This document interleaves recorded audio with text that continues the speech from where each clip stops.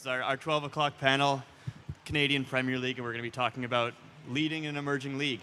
So maybe we'll just start by introducing. I'm Charlie O'Connor-Clark, but these are the guys that you're here to see up here. On my left here, we've got Nico Giantsopoulos, goalkeeper for York United. Jordan Wilson. Kyle Becker, Forge FC. Bitter rival of these two guys.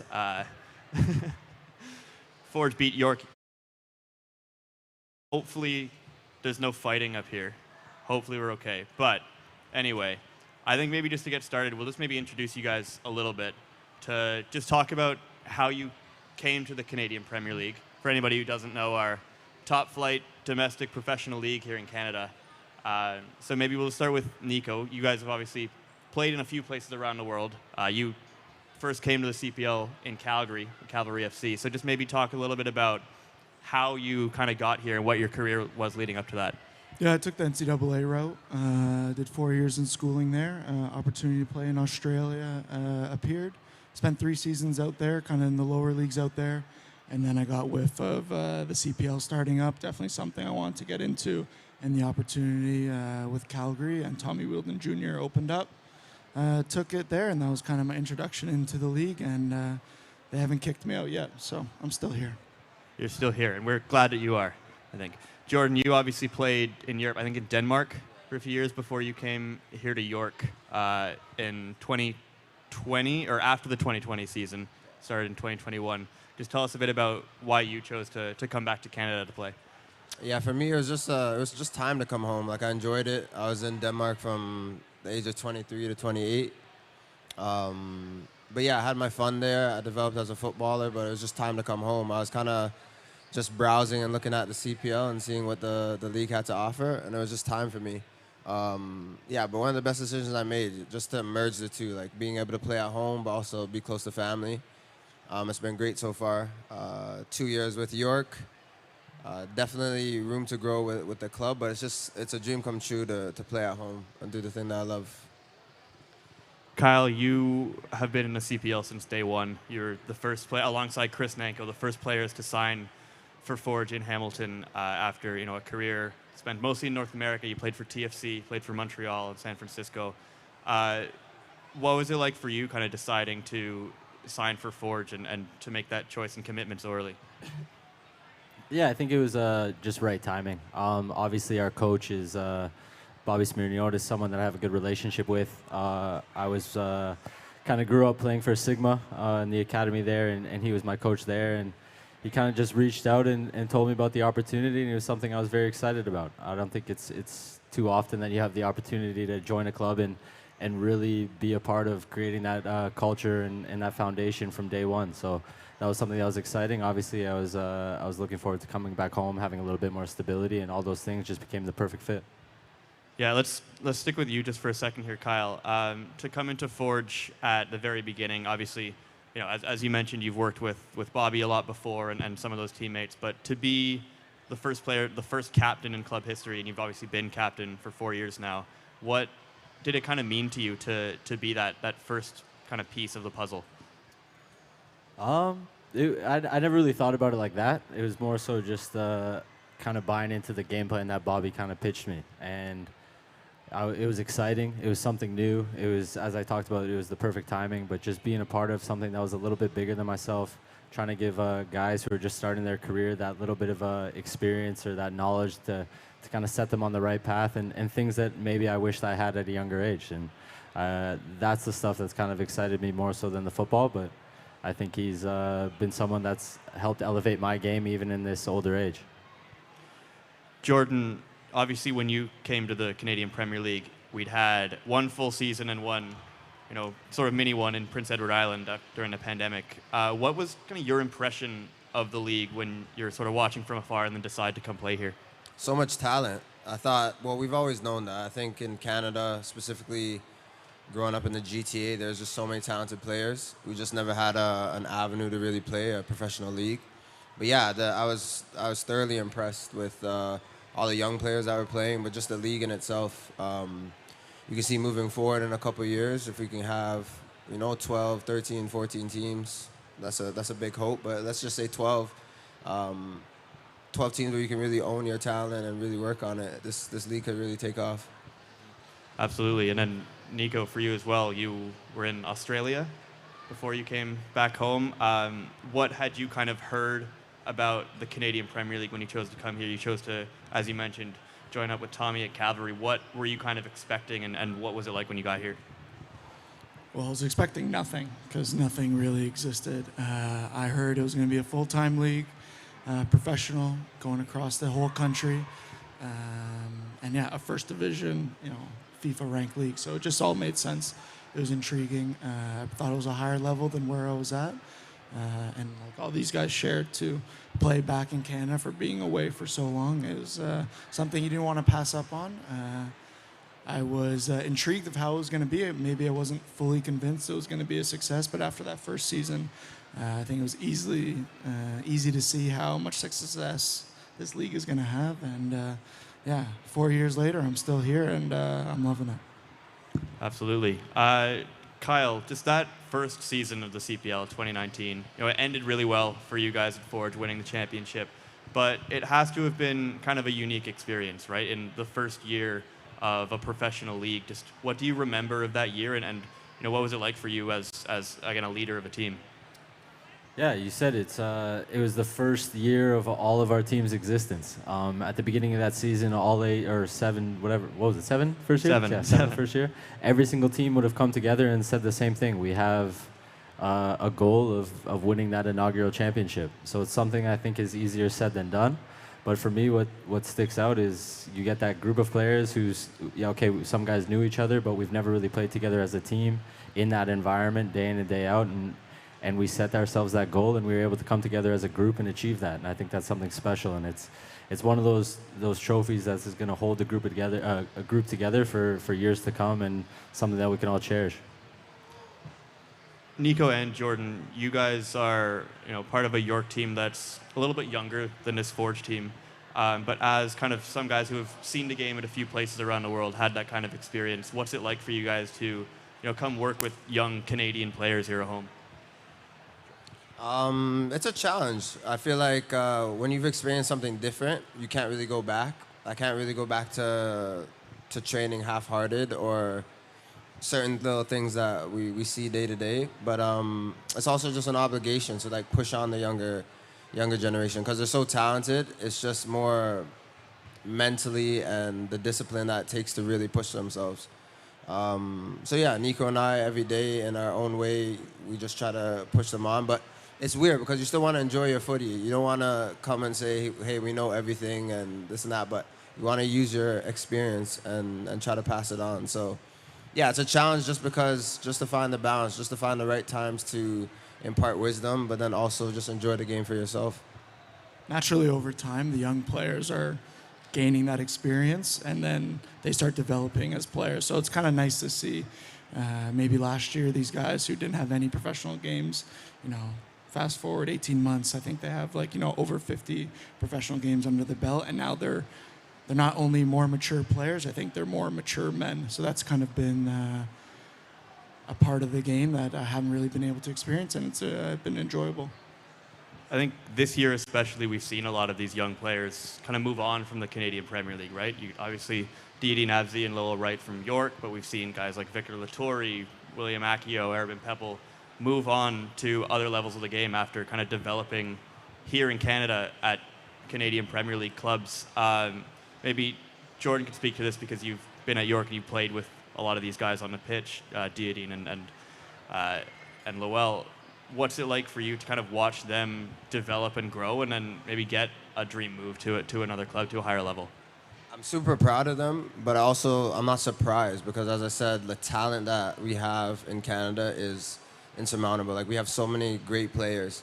I think the next bit is just, like I was saying, like the mental or the discipline side of the game is, if you're going over to Europe or even in the States or just a better competition, it's like, how do you handle coming off the bench or living on your own? All those little things that people don't really talk about.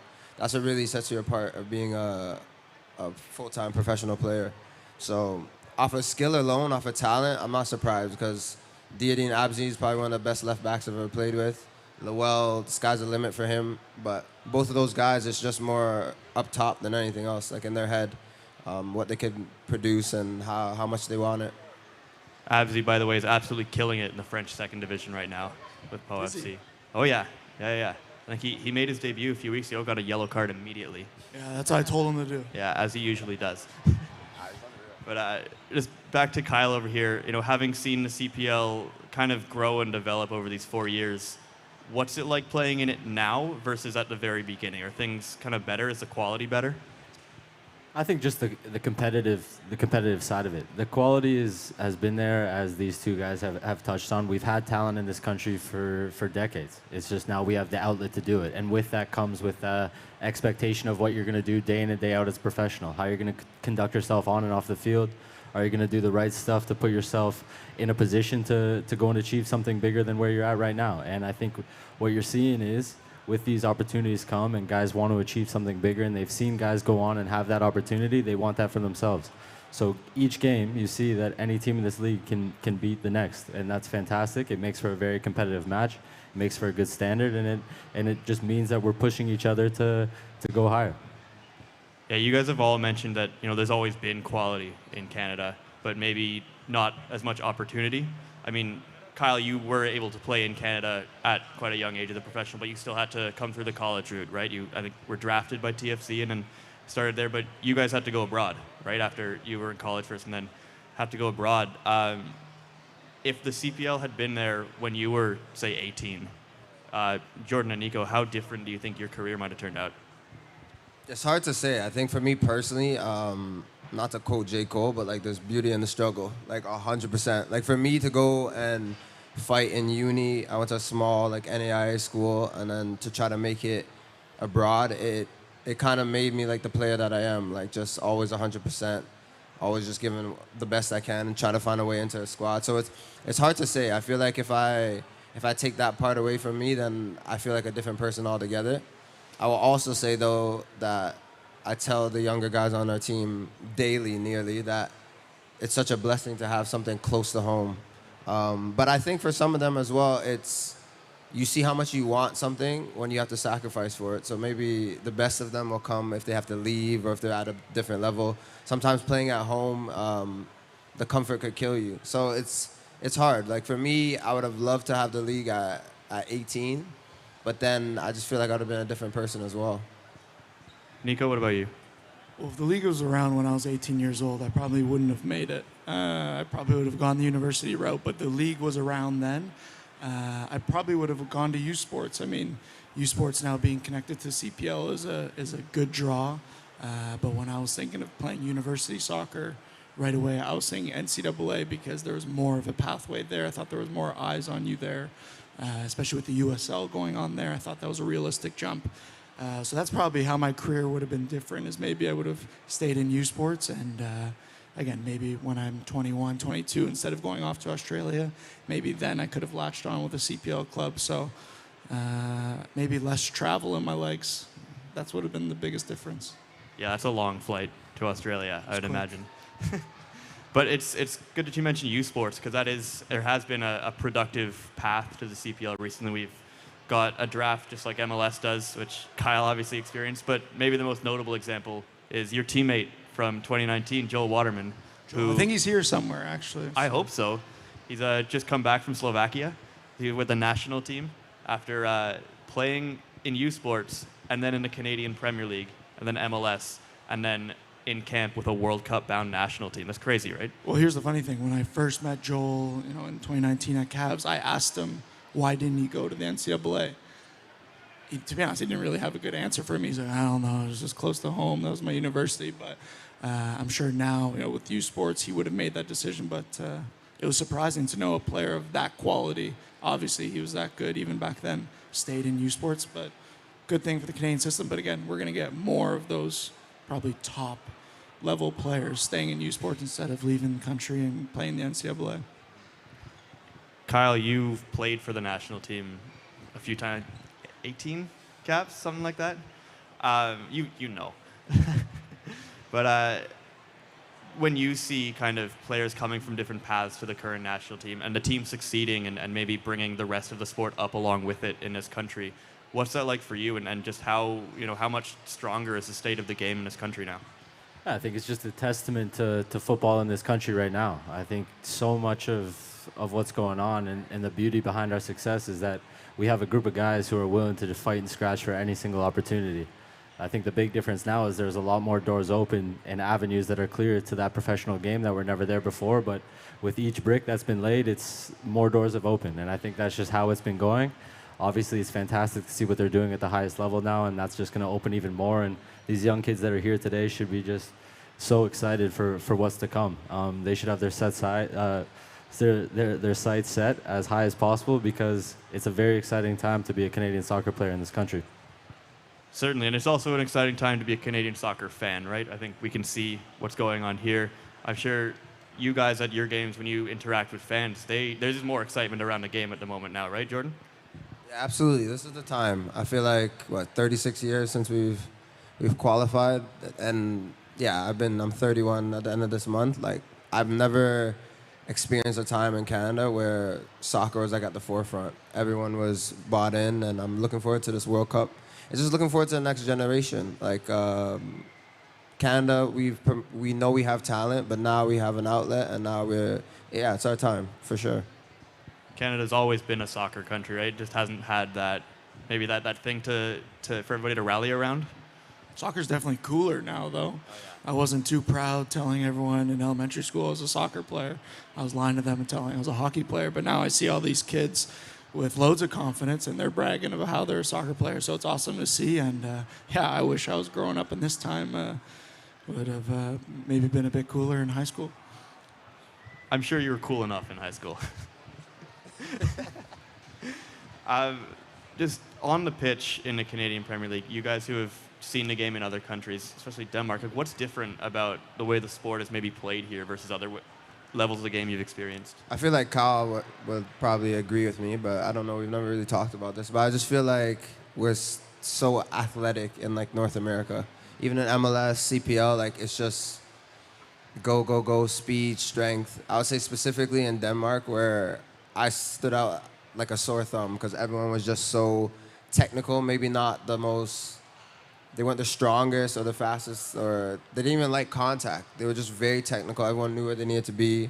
Everyone knew how they wanted to play. Every team had a system. You had to fit into the system to play. I would say here, in Canada and the CPL specifically, you can still express yourself, but it's just really athletic. I would love to hear what Kyle had to say about that. But Yeah, I think for a long time our DNA or our identity was just based on athleticism versus what we're kind of doing technically or tactically. I think something that's really changing in this country is just the standard of coaching from a young age. And if kids can be in those environments where we're learning those tactics and having that onus on a technical side of the game, then we're going to have all of that combination that's just going to grow and get better and better. And I think we're seeing it in players like Richie Larea, Kyle Larin, Alphonso Davies, Jonathan David, all these guys who are playing with the national team and exceeding at the highest level. It's fantastic because they have that in their DNA, and we're also now getting that other side of it, I think, that's missing for a long period of time. And I think it starts with that something as simple as coaching from a very young age. And we're all just a part of this ecosystem that's growing, and we talked about it being a very exciting time in Canada and how much this game is growing, and it takes something like that side of the game to have a huge impact on the next generation. Yeah, coaching is a big part of it too, not just at kind of the grassroots level, but even now there's 8 professional head coaching jobs that didn't exist 5 years ago, right?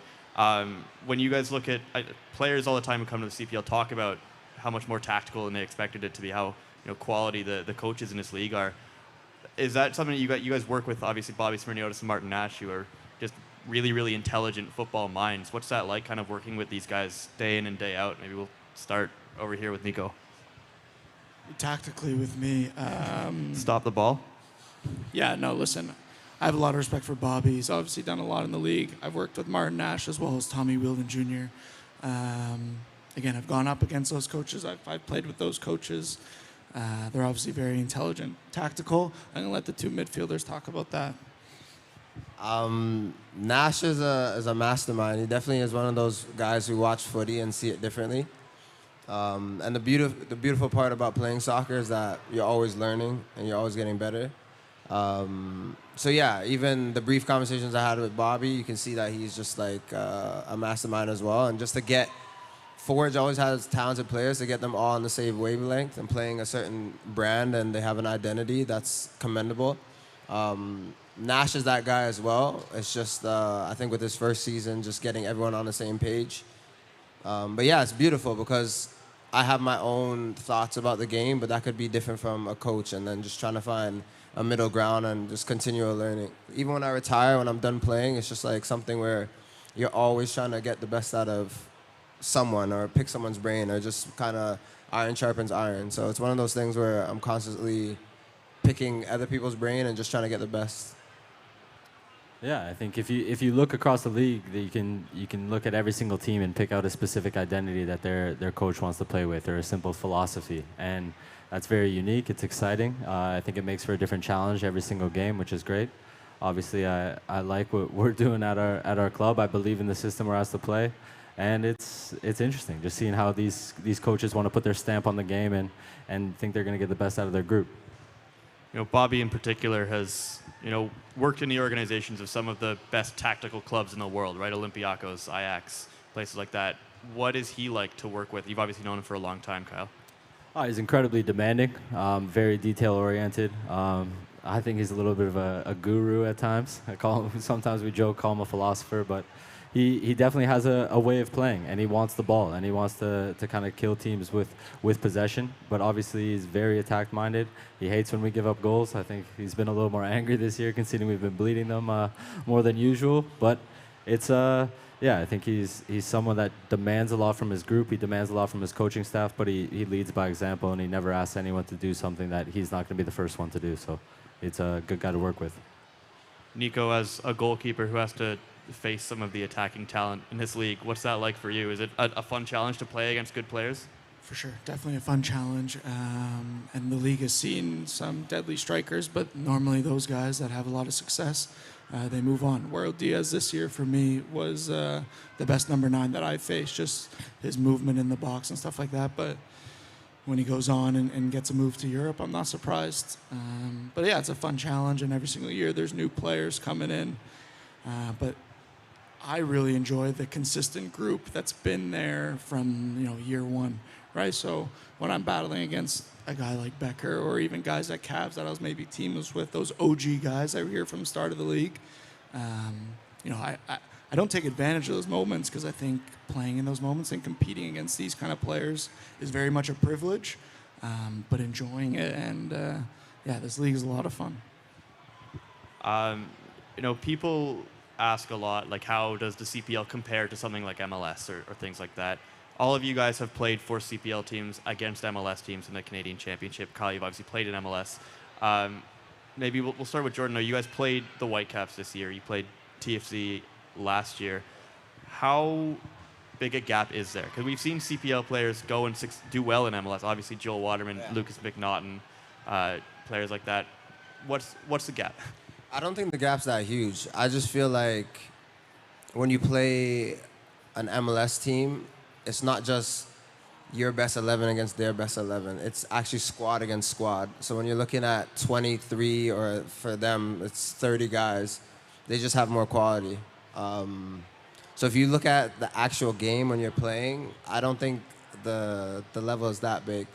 I don't think it's that large, but that could be the competitor in me speaking as well. I could be so biased, but I don't think it's that large. Kyle, you guys have had as Forge, you've had some very, very close matchups with MLS teams. Took TFC to penalties this year, took Montreal to penalties last year. Not to rub salt in it, but as somebody who's played at both levels, like what do you see as kind of the difference? I think it's tough to compare like for like. The identity of both leagues is completely different. The goal of the MLS is different than the goal of the CPL, and I think there's beauty in both. When you go like for like with Canadian talent, I think that we have a lot of young, exciting kids who can absolutely go and reach a higher level than where they're at, which is fantastic. When you have a game that's sort of a knockout football match, so you're always going to have that that little bit that makes it a little bit more special, and you never know what can happen in 90 minutes. And I think throughout our 4 years in the CPL, you've seen some fantastic results from teams playing against MLS teams, which just shows you the standard that's in this league. It's exciting. I think it is tough to compare the two just based on something as simple as budget, but it is what it is. Yeah, we don't have any designated players in the CPL. But I think we only have a couple more minutes here, but just maybe we'll talk about the future of the CPL and how we can kind of continue to grow. We can maybe go around with all three of you guys here and just maybe give me where you think the CPL can go, what the growth might look like over the next 5-10 years of this league. I think it's definitely going to propel after this World Cup, and then obviously we're hosting in 2026, and that'll be kind of the make or break.